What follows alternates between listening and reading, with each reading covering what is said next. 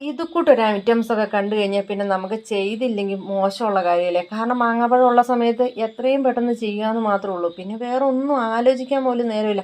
സ്വന്തമായിട്ടുള്ളതല്ല കേട്ടോ, ചെറുതായിട്ടൊന്ന് അടിച്ചു മാറ്റിയതാ. അതിൻ്റെ കൂടെ പിന്നെ കുറച്ച് കിണുങ്ങാമണി നമ്മുടെ വകയും കൂടി ആയിക്കോട്ടെ എന്ന് ഓർത്തു. എന്തായാലും നല്ല പഴുത്ത മാങ്ങാപ്പഴം പുളിയില്ലാത്തത് കിട്ടിയപ്പോൾ പിന്നെ എന്നാൽ പിന്നെ ഇന്നത്തെ പരിപാടി ഇതായിക്കോട്ടെ എന്ന് ഓർത്തു. കുറച്ച് വാനില ഐസ്ക്രീം മാത്രം മതിയായിരുന്നു, ബാക്കി എല്ലാ സാധനവും നമ്മുടെ കയ്യിലുണ്ടല്ലോ. എന്നാൽ പിന്നെ അങ്ങ് പരിപാടി തുടങ്ങിയേക്കാല്ലേ. ഒട്ടും വെള്ളം ചേർക്കാതെ മാങ്ങാപ്പഴം ഇതാ ഇതുപോലെ അടിച്ച്, ഇനി എങ്ങാനും നാരുണ്ടെങ്കിൽ ആ നാരൊക്കെ ഒന്ന് കളഞ്ഞേച്ചിട്ട് വേണം റെഡിയാക്കാൻ.